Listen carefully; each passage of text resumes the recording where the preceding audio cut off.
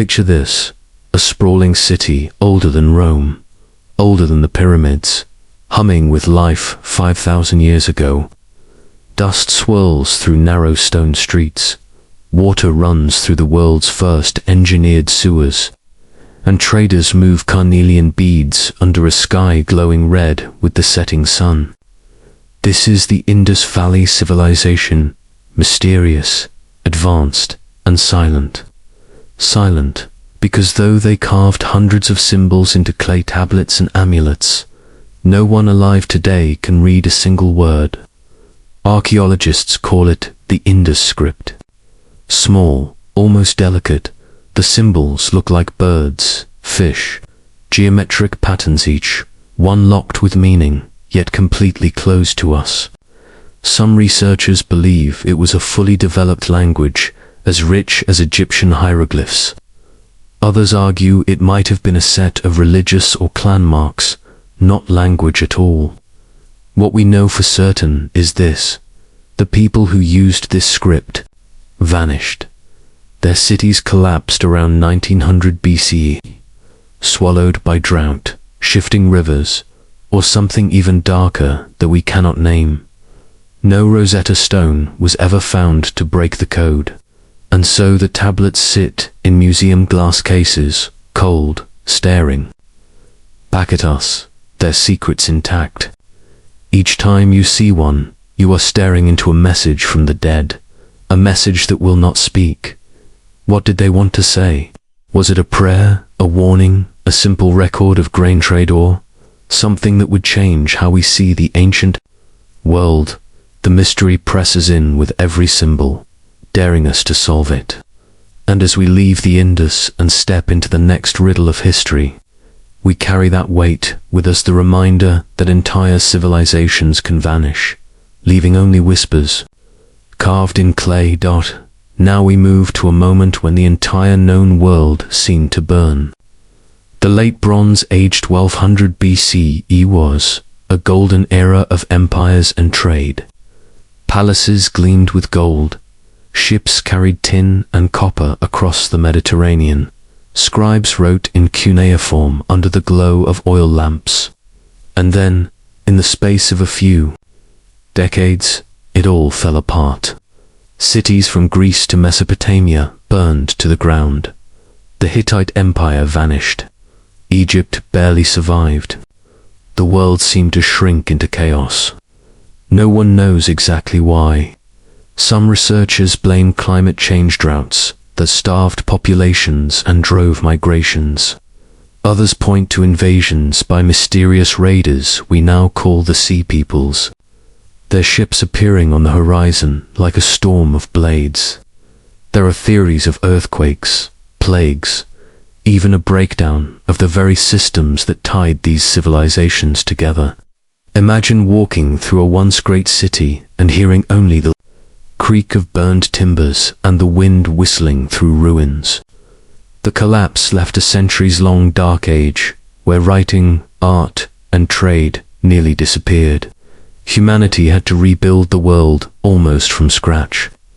The Bronze Age collapse is not just a mystery of history, it is a reminder of how fragile civilization really is.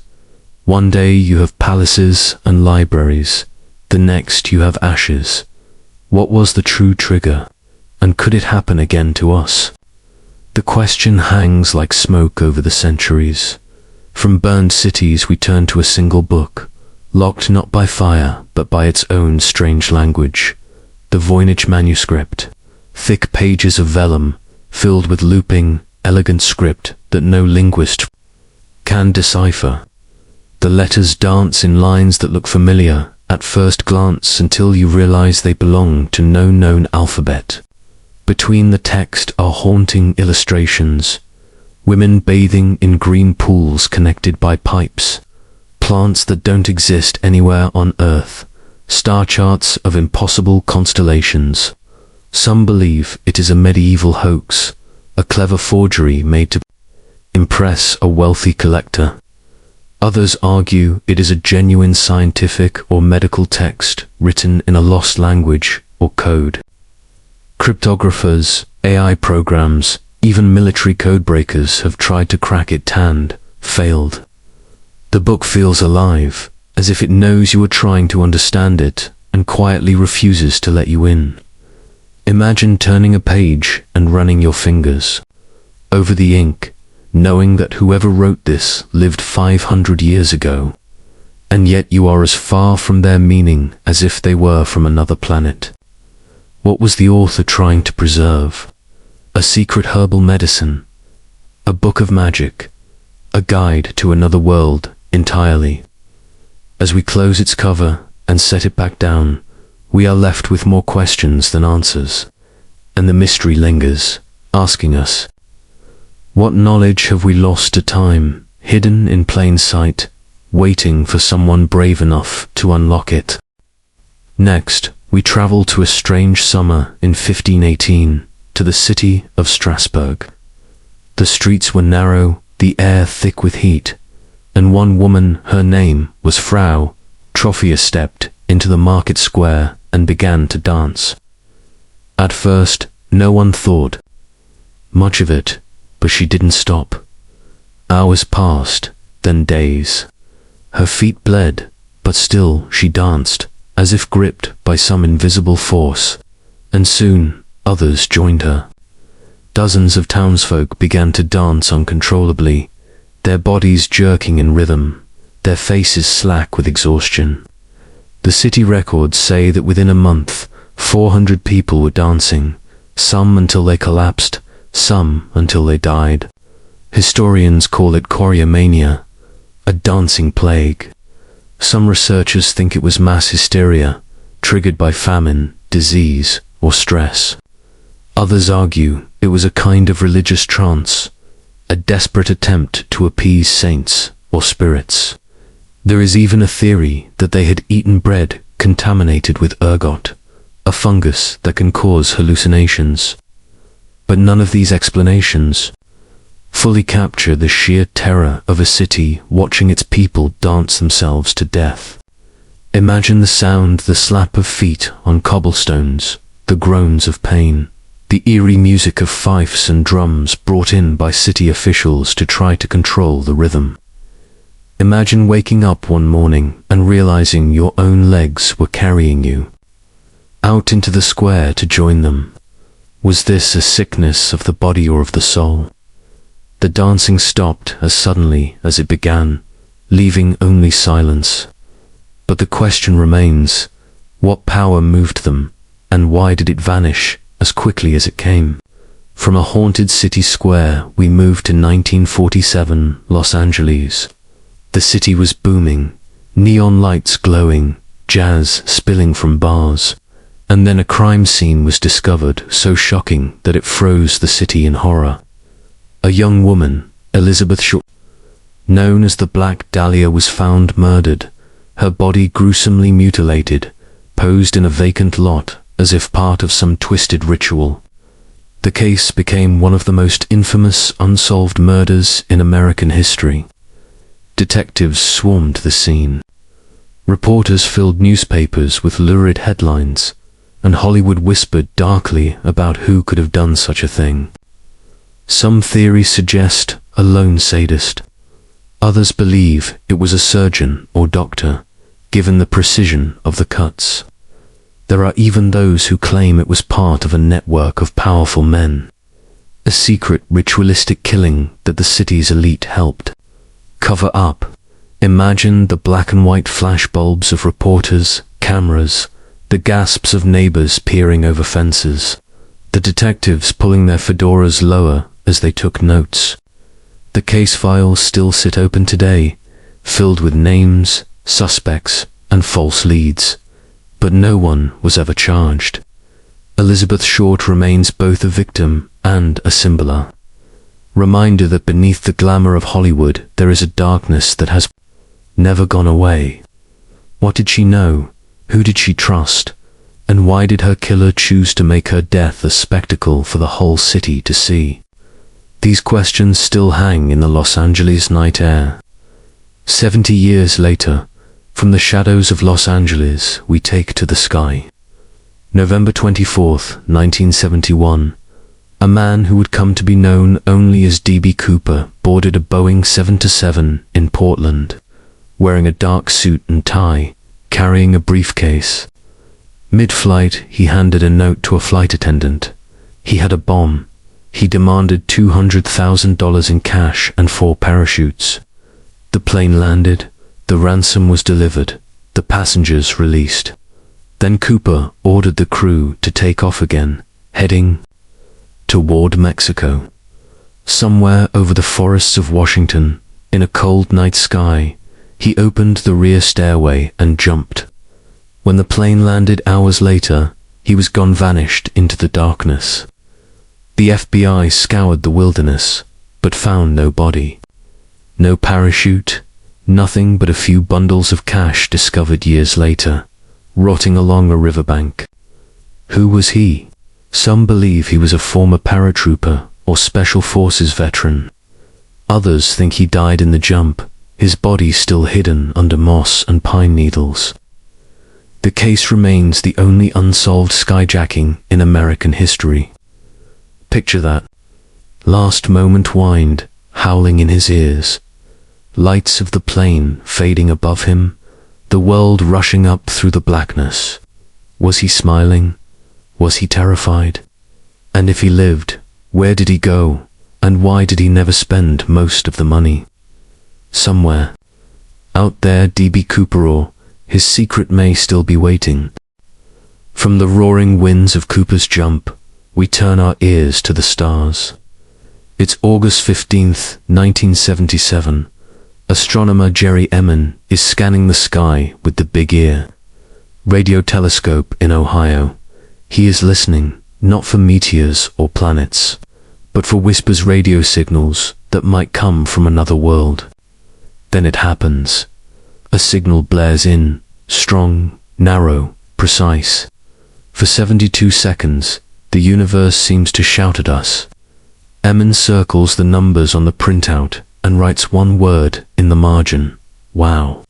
That single word gave the signal its name and its mystery. To this day, the wow signal is the strongest candidate for extraterrestrial communication ever detected. No satellite, no natural object, no known phenomenon can fully explain it. Some say it was a comet. Others think it was a reflection from Earth. But some researchers whisper that it may have been a transmission from another civilization, far away, sending out a beacon into the darkness. And for those 72 seconds, it found us. Picture the telescope dish, silent under a black sky, the signal rushing across light years, touching the edge of human technology, then fading away. We have never heard it again. Was it a cosmic accident, a one-time flare, or a deliberate hello from a mind we cannot imagine? The signal leaves us with more questions than answers, as if the universe teased us with a message, then fell silent. Once more, from the stars we fall back to Earth, into the Sierra Nevada mountains of California. February 1978.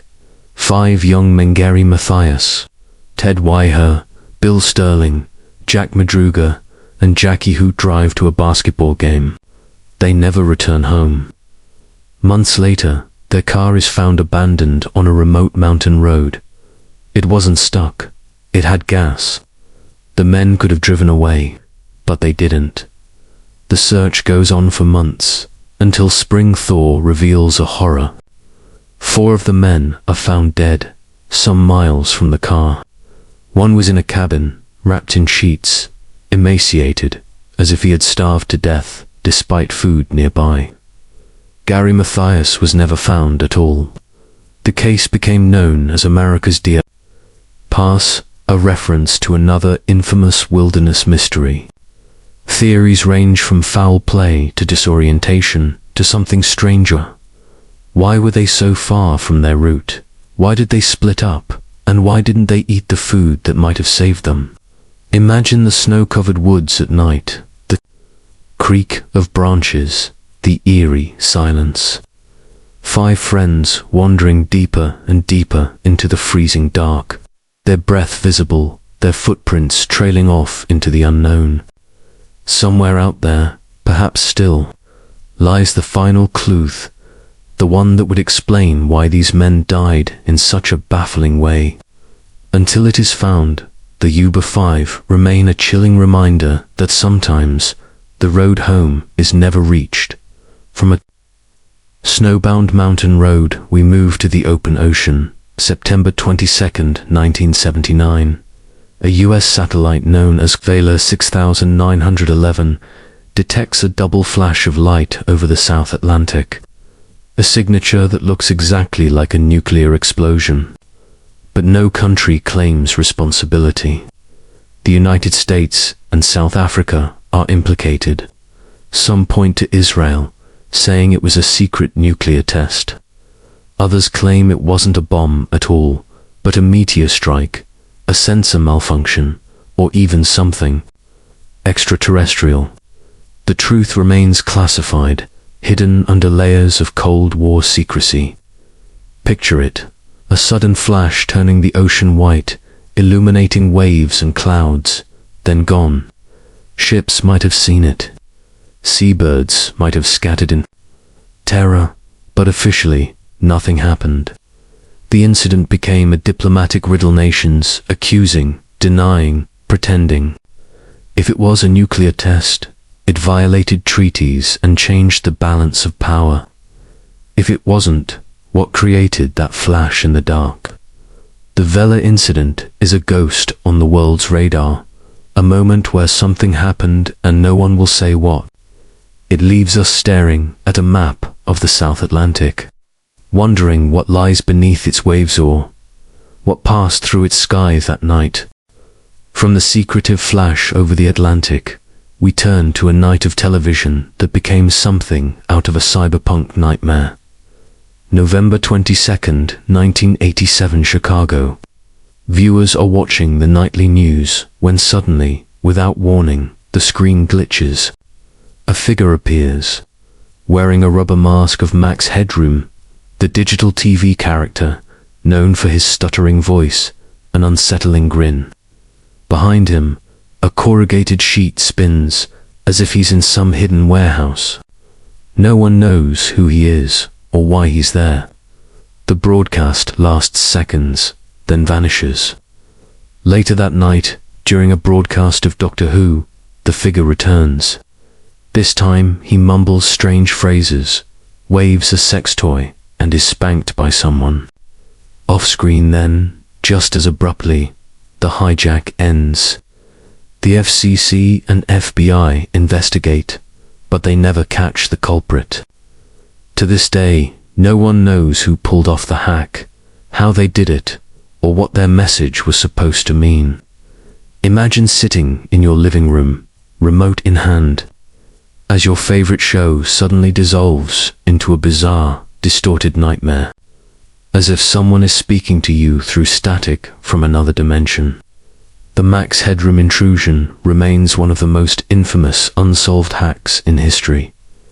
Was it a prank, a warning, or something darker, an attempt to show us that the airwaves are not as safe and controlled as we believe?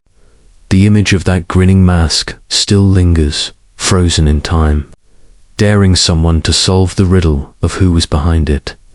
From hijacked television signals, we move into the guarded halls of power this time. Religious power. Shelley Miscavige is the wife of David Miscavige, the leader of the Church of Scientology, and sometime around 2007, she vanished from public view. Members claim they haven't seen her in years. The church insists she is fine, living privately, but questions swirl. Leah Remini, former Scientologist turned whistleblower, famously filed a missing persons report. Police say they met with Shelley and closed the case. Yet to this day, she has never appeared publicly, never spoken to the media, never been photographed. For a woman once known as a powerful figure in Scientology, the silence is deafening. Some former members claim she is being kept isolated at a remote compound, cut off from the outside world. Others argue she chose a life of seclusion willingly. The truth is locked away behind guarded gates and confidentiality agreements. Picture a quiet house, perhaps hidden in the woods, curtains drawn. A woman sitting by a window, staring out as years slip by. Or picture nothing at all, because we simply don't know. The question presses harder with each passing year. Where is Shelley Miscavige, and why has the world not seen her for so long? From a woman who vanished, we move to a man, or perhaps many who never appeared at all.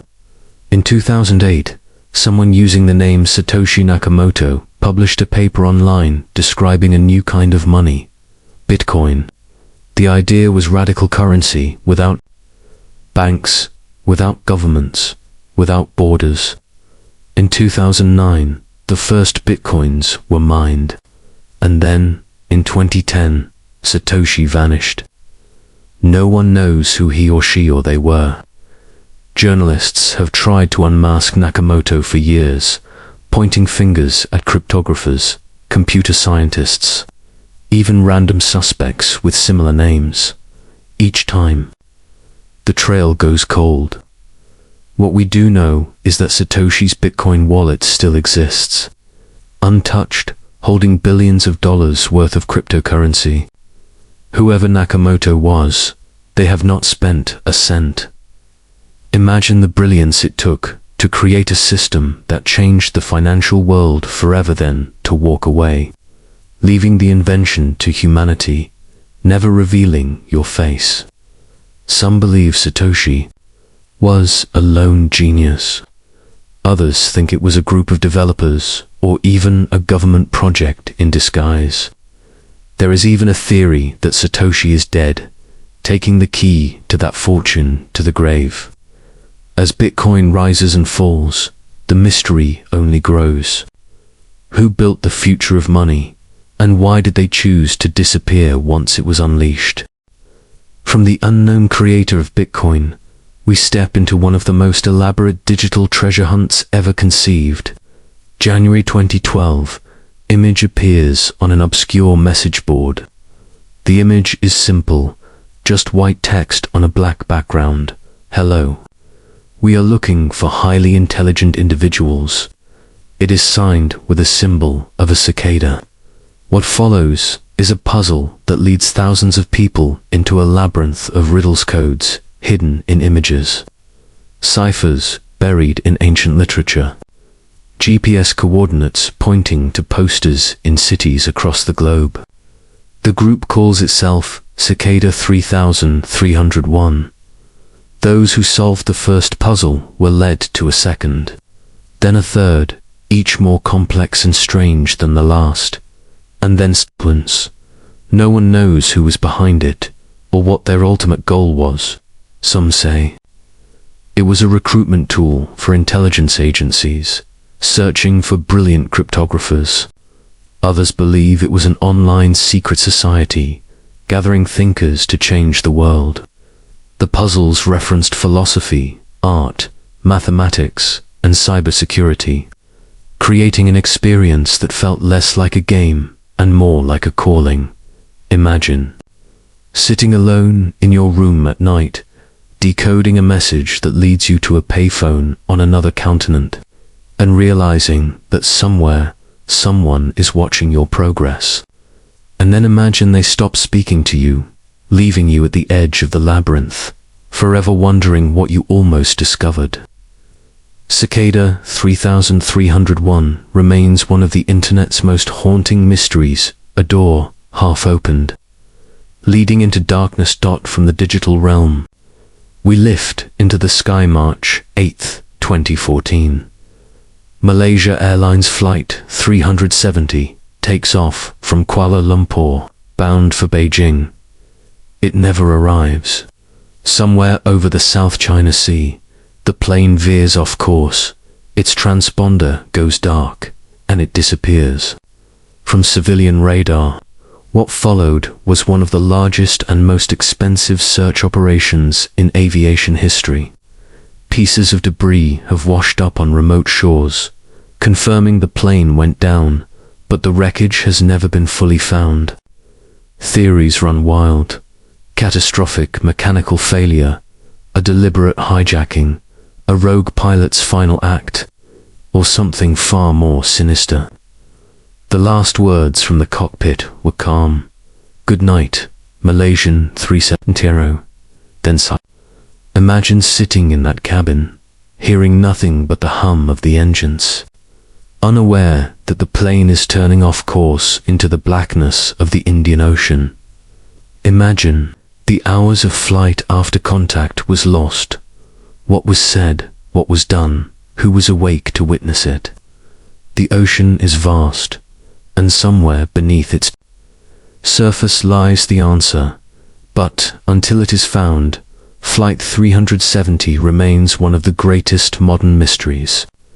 It is a reminder that, even in an age of satellites and global surveillance, it is still possible for a massive passenger jet to simply vanish into the night. From a missing plane, we descend into the most intimate mystery of all, the one inside our own heads, consciousness, the simple, baffling fact that you are aware of these words right now, that you see colors, feel time pass, taste your own memories. Neuroscientists can trace brain activity, measure neurons firing, map out regions that control vision, speech, and emotion, but they cannot explain why any of this should produce an inner world. Some call it the hard problem of consciousness. How does matter become mind? Some researchers believe consciousness emerges from complexity, like a flame flickering out of circuits of neurons.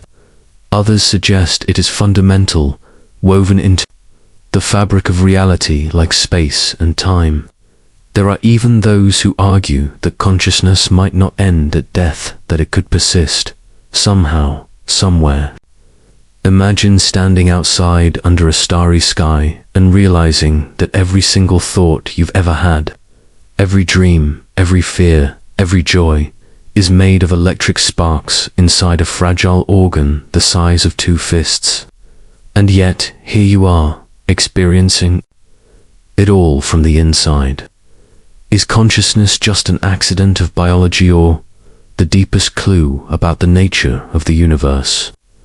This is the mystery that may never be solved, because to solve it, we would have to step outside ourselves and watch from the outside, and that is something we cannot do, at least, not yet. From the depths of the mind, we plunge into the depths of the ocean, chasing a legend whispered for over 2,000 years, Atlantis. First described by the philosopher Plato, Atlantis was said to be a great island civilization beyond the Pillars of Hercules, with shining temples and canals that glistened like silver. Then, in a single day and night of misfortune, it sank beneath the sea. Was it merely an allegory, a warning about hubris and power, or was it a memory of a real placer? Civilization wiped away by a cataclysm so violent that its survivors could only pass the story down as myth. Explorers have searched the Mediterranean, the Caribbean, even Antarctica, scanning for ruins that might match Plato's description. Some believe it could have been the Minoan civilization on the island of Thera, destroyed by a volcanic eruption. Others think it lies still hidden, deep under the Atlantic, waiting for sonar to discover its streets. Imagine standing on the deck of a ship at night, looking down into black water, knowing that somewhere below, an entire city may be sleeping. Its statues encrusted with coral, its temples filled with fish. If Atlantis was real, then its fate is a warning. Even the mightiest civilizations can disappear, leaving behind only a story. But what if it wasn't just a city? What if it held knowledge we no longer possess? Knowledge that could change everything. Until the sea gives it back, we are left only with the riddle. From imagined cities, we move to a frozen pass in the Ural Mountains, where in February 1959, 9 hikers set up camp and never returned. When rescuers arrived, they found the hikers' tent slashed open from the inside. Their bodies were scattered across the snow, some barefoot, some in partial clothing, some with mysterious injuries including fractured skulls and missing eyes. Theories have swirled for decades. Some say it was an avalanche, forcing the hikers to flee in the night. Others argue it was a secret Soviet military test gone wrong. There are those who speak of infrasound-induced panic, wild animals, or even something paranormal. A bright light was reportedly seen in the sky that night. Imagine the howling wind cutting across the snow as the hikers stumbled barefoot through the darkness, their breath freezing in the air, their flashlight beams flickering weakly against the trees. Whatever drove them from their tent, it was so sudden they did not stop to dress, so terrifying they kept running into the night. When you look at the photos taken by the hikers just hours before their deaths, smiling faces, playful moments, you feel the weight of what came next. What did they see?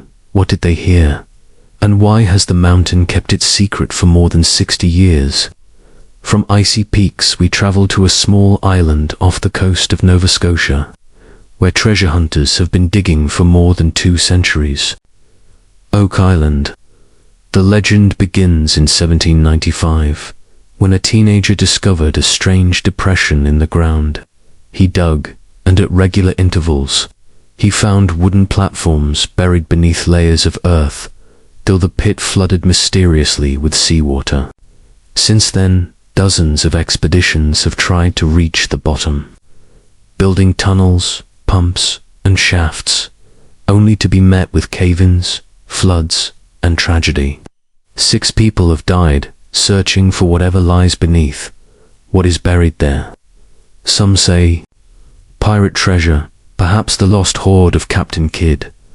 Others believe it could be the Ark of the Covenant, the Holy Grail, or secret documents of the Knights Templar. Curses are said to guard the site. Legends claim that 7 people must die before the treasure will be revealed. Imagine standing over the pit at night, the sound of waves crashing in the distance, the wooden platforms groaning beneath your feet, the wind smells of salt, and somewhere below, something waits, gold, relic, or riddle.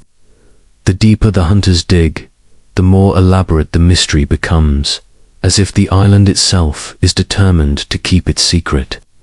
Will someone one day reach the bottom, or is the money pit destined to remain forever unsolved? From a waterlogged island, we rise into the deserts of southern Peru, where the ground itself is carved with messages too large to be seen from eye level. The Nazca Line's massive geoglyphs etched into the earth more than 1,000 years ago across the desert floor, forming shapes of birds, monkeys, spiders, and geometric patterns that go on for miles. From the ground, they look like shallow trenches. From the sky, they become colossal works of art. How were they made? And more importantly, why? Some researchers believe they were part of religious rituals, offerings to the gods to bring rain to this dry land. Others think they may have been an astronomical calendar, mapping the movements of the sun and stars. And then there are those who whisper of something stranger, that they were meant to be seen from above by beings who could fly. Imagine walking across the desert at night, the air cold, the stars burning like torches overhead, and knowing that beneath your feet lies a figure so large it can only be understood from the heavens. The desert has preserved them for centuries, waiting for someone to read them like a message written across time. What were the Nazca trying to say, and to whom were they speaking? From desert lines we jump to the Siberian wilderness. June 30th, 1908. A fireball streaks across the morning sky, brighter than the sun. A moment later, a massive explosion rips through the taiga with the force of hundreds of atomic bombs. trees, are flattened for miles in a perfect radial pattern. Reindeer are killed, camps destroyed, yet no impact crater is ever found. This is the Tunguska event, the largest explosion in recorded history. Scientists believe it was a meteor or comet fragment that exploded in the atmosphere before hitting the ground, but no fragments were ever conclusively recovered.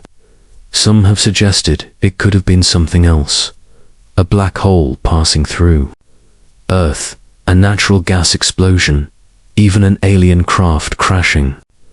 Imagine the sound of roaring like the sky tearing open, then a blast so strong it knocks people off their feet 40 miles away. The trees still lie there today, their trunks pointing away from the blast site like silent witnesses. Whatever happened that morning, it was a reminder that the earth is vulnerable to the heavens and that something can arrive without warning, changing everything in a single flash. From the flattened forests of Siberia, we step into a sunlit room in Crete, where inside a glass case lies one of archaeology's most puzzling objects, the Phaistos disc. Discovered in 1908 in the ruins of a Minoan palace, the disc is made of clay, covered on both sides with spiraling rows of mysterious symbols pressed into the surface. No one has been able to decipher its meaning. It is unlike any other script ever found. Some believe it is a hymn, a prayer to the gods. Others suggest it could be a record, a list, or even a story, and some argue it might be a forgery, a clever trick planted in the early days of archaeology. Imagine turning the disc slowly in your hands, running your fingers over the ancient impressions, feeling the weight of something that may hold a lost language. If it is real, then it is the only surviving message from a world that has been silent for over 3,000 years. What was so important that someone pressed these symbols into clay and baked them, hoping they would endure?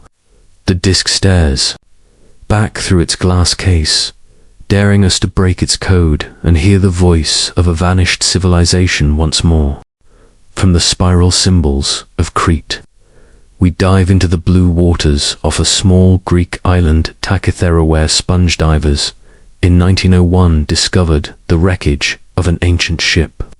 Among the bronze statues and amphorae, they found something that should not have existed, a corroded lump of gears and dials, later known as the Antikythera mechanism.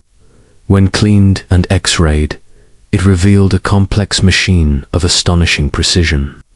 Built more than 2,000 years ago, the device could predict eclipses, track the movements of the planets, and calculate lunar phases. An ancient computer, and yet no other device like it has ever been found. Some believe it was a product of genius, far ahead of its time, a glimpse at what humanity might have become if such technology had spread. Others wonder how such advanced engineering was possible with the tools available in the 1st century BCE. Imagine holding the mechanism in your hands, its tiny bronze gears frozen, imagining them turning smoothly to millennia ago, ticking like a pocket watch built by a forgotten Da Vinci. Was it unique, or were there others? Did this knowledge vanish with one shipwreck, leaving us centuries behind where we might have been? The Antikythera mechanism reminds us that history can hide miracles in the mud. From the depths of the Aegean, we step into a cathedral in Turin, Italy, where behind protective glass lies a length of linen that has inspired devotion, debate, and doubt for centuries. The Shroud of Turin. It bears the faint image of a man, front and back, as if burned into the fibers by light. Some believe it to be the burial shroud of Jesus of Nazareth, miraculously imprinted at the moment of resurrection. Others argue it is a medieval forgery created with unknown techniques. Radiocarbon dating points to the Middle Ages, but defenders of the shroud claim contamination, fire damage, and repairs may have skewed the results. Scientists have tried to replicate the image, but none have matched its strange qualities. Is not painted, not dyed, not etched, yet it holds three-dimensional data within its faint lines. Imagine standing before it in the hushed cathedral, the air heavy with incense, knowing that what you are looking at may be the closest thing to a photograph from the 1st century. Or perhaps it is merely a masterwork of devotion created to inspire faith. Either way, it has succeeded, because whether miraculous or mundane, the shroud refuses to yield its final truth. From an artifact of faith, we cross the ocean to the windswept coast of North Carolina, where in 1587 more than 100 English colonists established a settlement on Roanoke Island.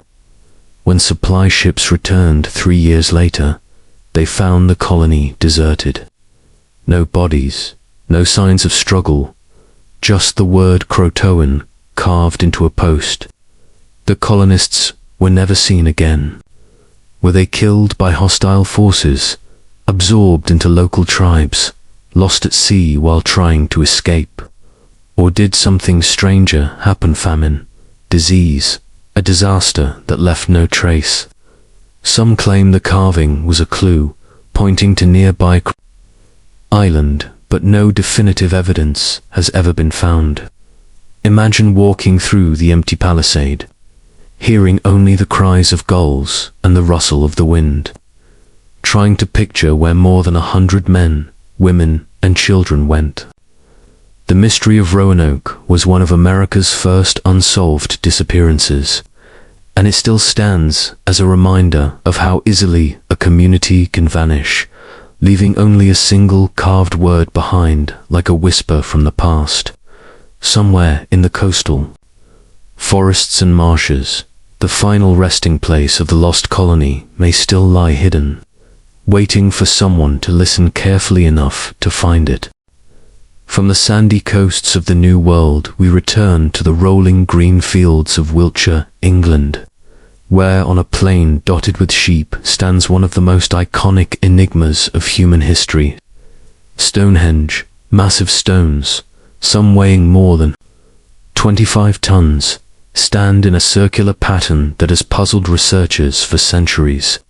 How were they moved from quarries miles away, lifted, and perfectly aligned with solstices by a people with no written language, no wheels strong enough to carry such weight, no cranes to raise them?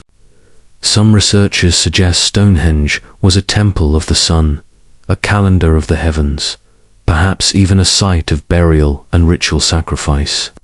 Others propose it was a place of healing, where the sick came hoping for miracles. But perhaps the greater mystery is not what Stonehenge was for, but why it still feels alive. Stand there at dawn as the first light of midsummer sun breaks over the heelstone, casting long shadows, and you can feel the weight of 5,000 years pressing in. It is as if the stones themselves are listening, waiting for someone to ask the right question. What secret were its builders trying to freeze in time? What knowledge were they embedding in the earth for future generations to find?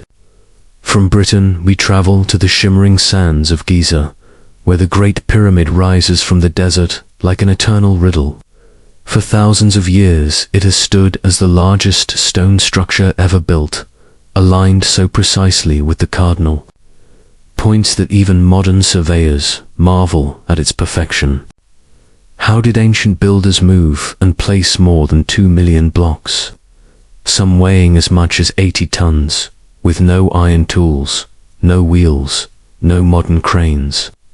Theories abound: massive ramps, counterweights, ingenious levers, or perhaps methods we have not yet rediscovered.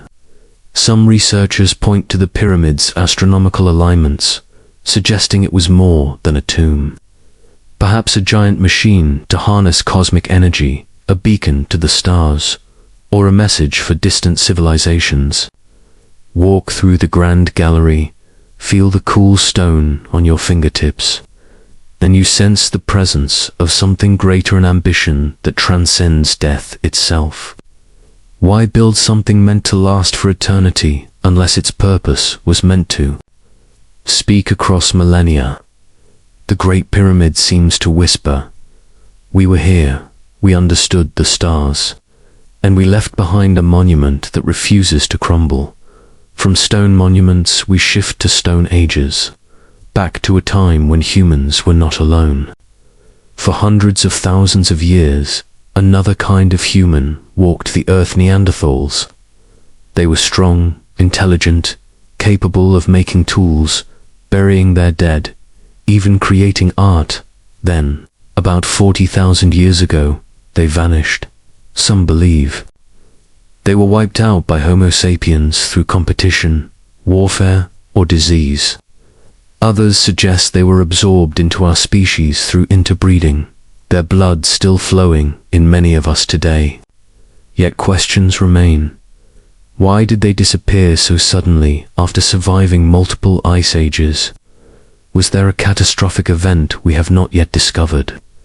Imagine sitting by a fire with a Neanderthal family, listening to their voices different, but not entirely unlike ours, only to realize you may be witnessing the final generation of a species. Their absence is a silent shadow that follows us, reminding us that humanity has not always been alone and that we, too, could one day vanish, leaving only fragments of bone and tools for future archaeologists to puzzle over. Their disappearance is not just a scientific question, but a warning about survival and the fragility of existence. From the shadows of extinct species, we turn our eyes back to the stars, where humanity has long wondered. Are we alone? Telescopes sweep the skies, listening for signals, watching for planets that might cradle life. From pulsars and quasars to the subtle wobble of distant exoplanets, every hint is scrutinized. The discovery of the WOW signal in 1977 reminds us that the cosmos may be trying to speak, even if we cannot yet understand it. Some scientists believe life elsewhere is inevitable, scattered like seeds across the universe. Others warn that intelligent life may be rare, or that contact is too dangerous.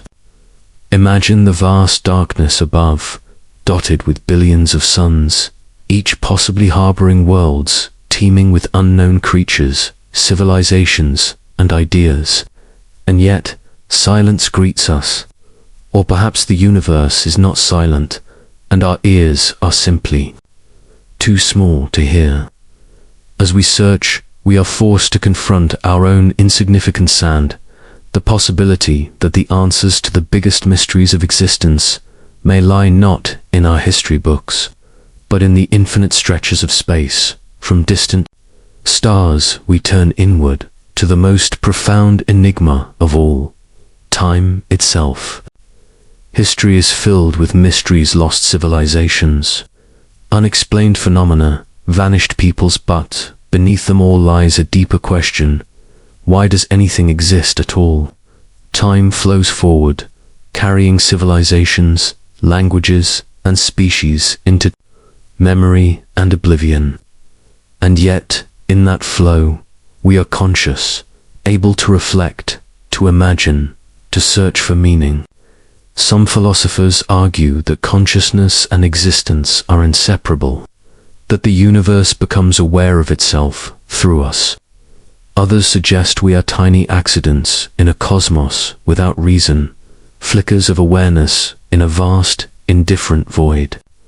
Imagine standing at the edge of a cliff, wind on your face, looking at stars that have been burning for millions of years, and realizing that every life, every mystery we have ever uncovered, is a moment in that infinite expanse. All the codes, all the disappearances, all the signals perhaps, they are just pieces of a larger puzzle we have not yet glimpsed. And yet, the search continues. As we end our journey through the world's greatest mysteries, we are left with one undeniable truth. The universe is vast, history is deep, and knowledge is incomplete.